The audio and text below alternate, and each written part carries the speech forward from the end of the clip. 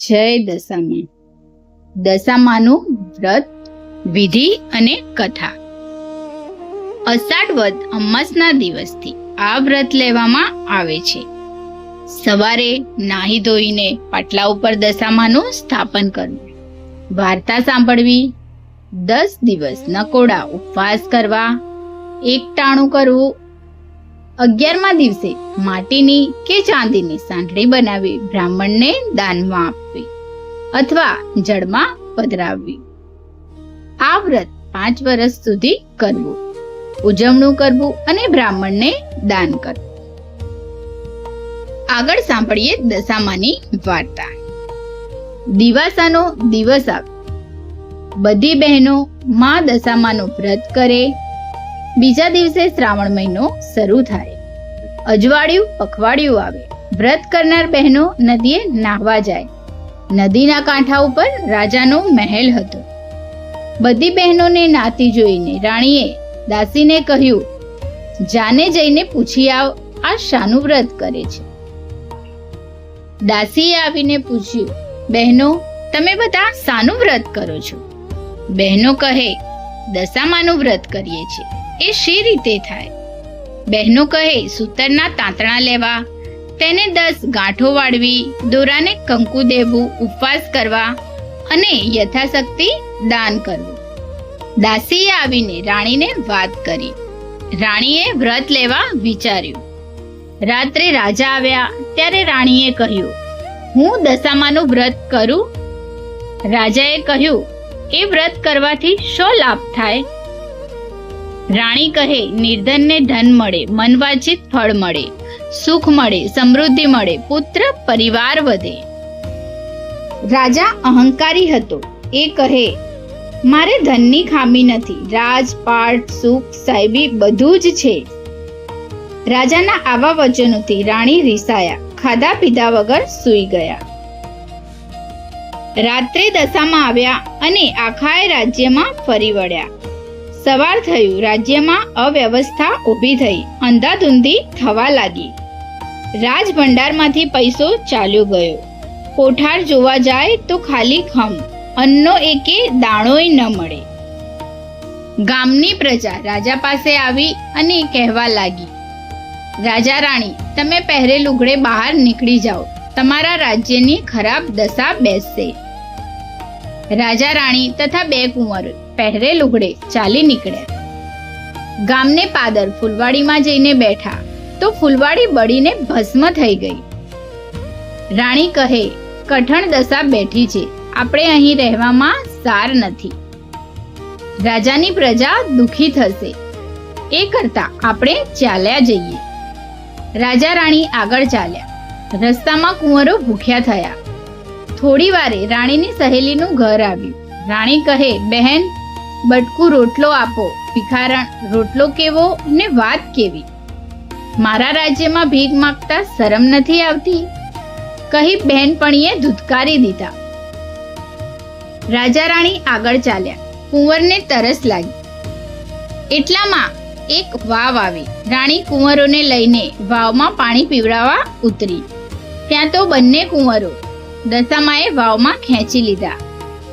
રાણી રોતી કકડતી રાજા પાસે આવી ને કલ્પાત કરતા કહે, બંને દીકરા વાવમાં પડી ગયા. રાજા કહે, કલ્પાત કરશો નહીં, જેના હતા તેણે લઈ લીધા.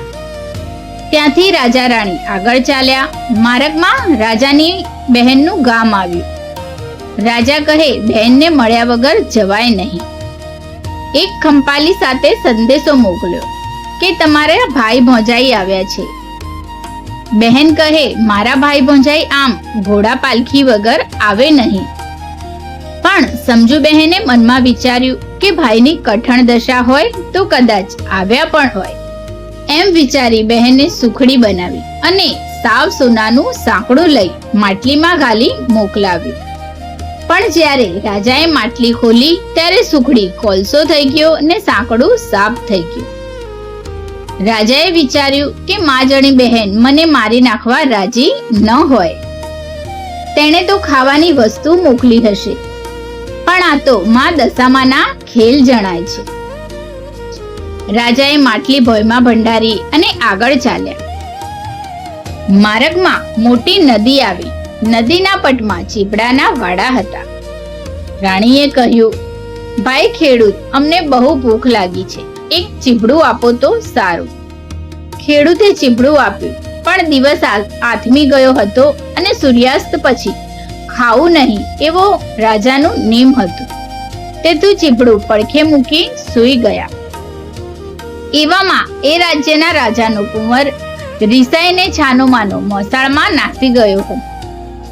તેથી એ રાજાના સૈનિકો કુંવરને શોધવા નીકળ્યા હતા. તે ફરતા ફરતા રાજા રાણી જ્યાં સૂતા હતા ત્યાં આવી ચડ્યા. પેલું ચીબડું અચાનક કુંવરનું માથું થઈ ગયું. તે પેલા સૈનિકોએ જોયું. તેથી સૈનિકોએ રાજા રાણીને મારીને પકડી લીધા અને પોતાના રાજા પાસે લઈ ગયા. પેલા રાજાએ તેમને કેદમાં પૂર્યા.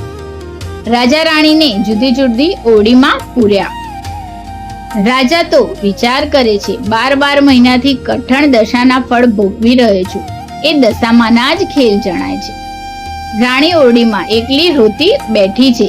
તેણે વિચાર્યું, તે રાજાએ દશામાંનું અપમાન કર્યું છે, તેથી આ બધા દુઃખ પડે છે.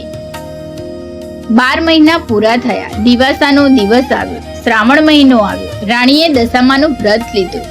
દશામાંના નકોડા ઉપવાસ કર્યા. 11મા દિવસે એક ભલા સૈનિકને રાણી કહે, ભલા ભાઈ, દશામાને રીઝવવા મેં વ્રત કર્યું છે, તું મને મદદ કર.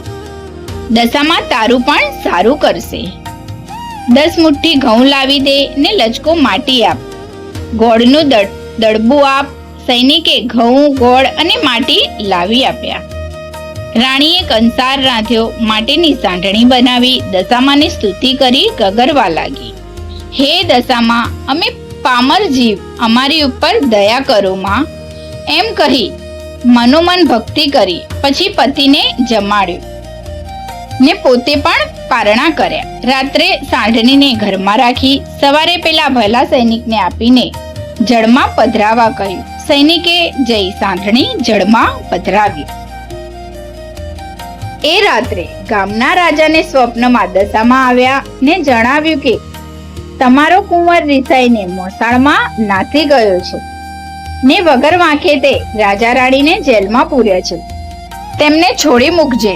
સવારમાં તારો કુંવર મોસાળેથી ઘરે આવશે.